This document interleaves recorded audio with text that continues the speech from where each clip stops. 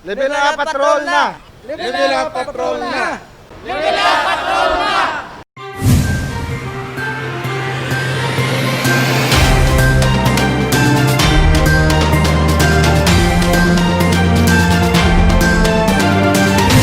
Mga pagpanghanda para sa pagatukuron nga command center ang ginahitso na.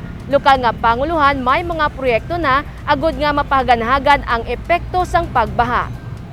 Nagsapol si Iloilo City Mayor Jerry Treñas upod ang mga katapo sang Iloilo City Disaster Risk Reduction Management Office.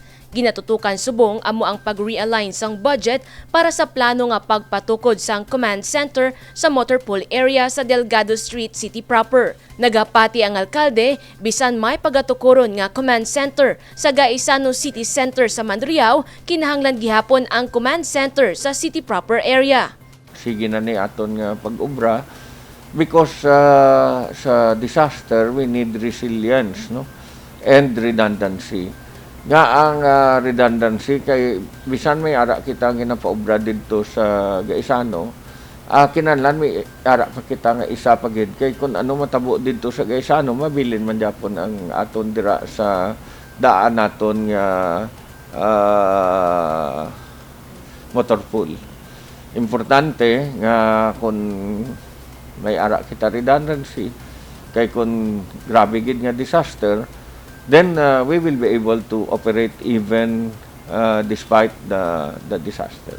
Sa pagpatukod sang istruktura, pagadugangan man ang kagamitan pareho sang mga computer kag mga software nga makahatag sang accurate nga tracking sang bagyo pati na ang rainfall volume. Ang mga personnel naman igapaidalom sa training ilabi pa sa paggamit sang rescue vehicle kag duha ka mga fire truck sang syudad.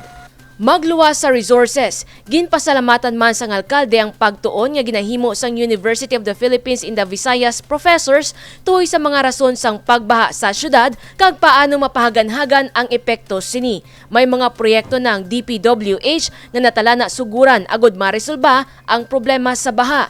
Ini amo ang pagpatukod sang dugang nga pumping stations. Magasugod na ang proyekto sa Lapuz area. Bag-o lang nga nagkanto di ang taga barangay Alandoni. Kay dira sa Lapuz bala ang ilang barangay hall, ang daycare, ang ang health center nila hasta ang ila police station igubon kay maubra ang DPWH sang dako nga drainage kag sa punta dira sa Libertad ibutangan sang pumping station. Parehas ni sa pumping station diri sa Mulye kag sa aton dira sa General Luna. Kinahanglan na ginada no kay balaan yung sa portion sa Lapuz kadako dira sang portion nga nagabaha. Hopefully sa ining drainage kag pumping station hindi na magdiretsong tubig dito sa Don Esteban, sa Siniquay, kag portions pa dito sa Lapuz Norte. Sa subong, may duha ka mga pumping stations sa syudad nga operational na. Dugang nga apat pa ang pagatukuron sang DPWH. Mga parol kag Christmas light sponsors naglibot sa mga public plaza upod si Mayor Jerry Treñas. Symphony of Lights and Color. Ini ang tema sang Christmas lights kag decorations sa Plaza sang Haro. Sa mga puno makita ang mga parol. Samtang sa bandstand, Graciano Lopezina Monument, ang obelisk kag belfry, gimbutangan sang suga nga nagalain-lain ang kolor. Iban sa mga material diri ang gingamit man sang nagligad nga tuig. If you notice, there are different kinds of lights, different colors, and we just mix and match them to come up with a presentation like this. Just like a musical symphony, it's different instruments coming up with beautiful music. Now we have different lights and different colors coming up with this beautiful presentation. Isa ang Haro Plaza sa ginpadulungan ni Mayor Jerry Treñas upod ang mga katapo sang Philippine Chamber of Commerce Industry Iloilo Chapter. Ilaman ginlibot ang Plaza Libertad, La Paz, kag Mandurriao. Para sa PCCI, luyag nila maghatag sang paglaom sa pumuluyo sa tunga sang ginaatubang nga pandemya. Nakabulig man ang proyekto nga ini, agod mahatagan sang income ang mga persons deprived of liberty sa BJMP male dormitory sa Ungkaharo. Ang mga PDL amo ang naghimo sa mga giant parol nga makitaan sa mga mayor nga dalan sang syudad. Samtang ang savings ginggamit naman sa pagbakal sang regalo para sa mga frontliners. In keeping with the times, medyo gamay-gamay lang ana yung atong parol, but I think in 2021, now PCCI will aim to be in and the city government with the support of Mayor Trenyas will aim to achieve a bigger number. Kay ang amon nga goal is already to enter Iloilo City in the Guinness World Record. Now with the most number of paroles in any given local government unit. Ginpasalamatan sang alkalde ang ini nga inisyatibo sang pribado nga sektor. Iya ginanunsyar ang mga proyekto nga pagahimuon sang lokal nga panguluhan agud mas mapatahom ang mga public plaza. Pasalamat din ko sa PCCI. Ang PCCI has been a very strong partner of Iloilo City government. We have partnered in several ways, no? In our Dinagyang, you have been very supportive. In promoting Iloilo City, you have also been very supportive. Amo na yung siling nila kuno nga kung ang private kag ang public sector nagabinuligay, madasig ang development. Bukas sa mga pampubliko nga plaza sa syudad halin alas 5 sa kaagahon tubtob alas 9 sa gabi. Ginapahanumdum man sa mga magapadulong diri ang pag-obserba sa mga health protocol. Jennifer Garcia Hernandez para sa Level Up Patrol. Iloilo City Anti-Smoking Task Force ginpasidunggan ang sangguniang kabataan sa pagpanguna sang kampanya kontra sa pagpanigarilyo. Ginkalipay ni punong barangay Gerard S. Pulgar sang barangay Luna La Paz ang pagkilala sa ila barangay sa kampanya kontra pagpanigarilyo. Ang ila video entry nagpangibabaw sa online contest sang Iloilo City Anti-Smoking Task Force nga may tema Kabataang Ilonggo ginasikway ang vape kag sigarilyo.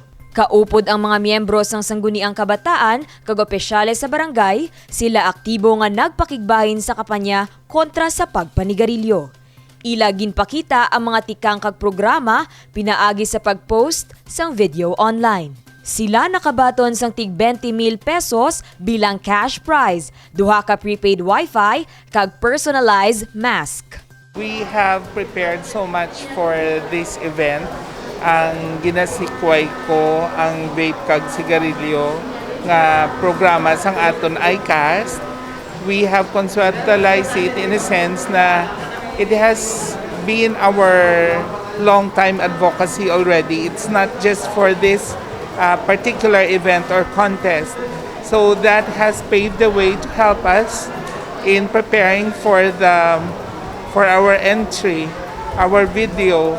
We already had so much clips, previous videos, and what we need is just to compile it and come to a very creative way of presenting it in a video.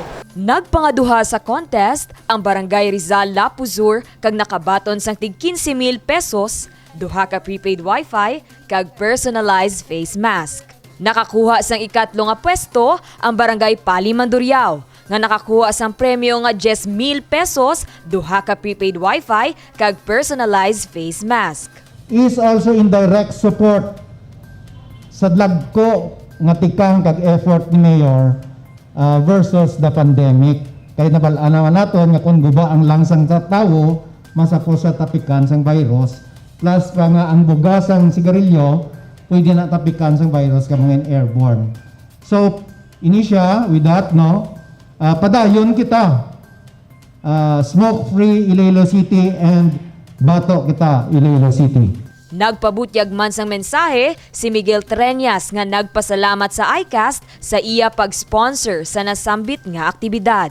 Palakpakan tagid ng ICAST sa ila initiative and ang mga program sila. Ara gid sila ga-support sa aton city government biskan kulang sila sa tao, makita mo gina sila ko kon gabi galibot gina sila. So Mr. Garinggalao biskan ara kana sa agriculturist do palangga mumugit man gyapon ng ICAST. So thank you sa imo support. Kag ICAS, thank you sa support nyo sa Iloilo City that ni mga programs nyo madugang pa and let's make Iloilo City smoke-free. Ginapangabay man sang ICAS sa pumuluyo nga magluwas sa pagsunod sa mga minimum health protocol, amo man ang pagsuporta sa mabaskog nga kampanya kontra pagpanigarilyo. Dane Raffles para sa Level Up Patrol.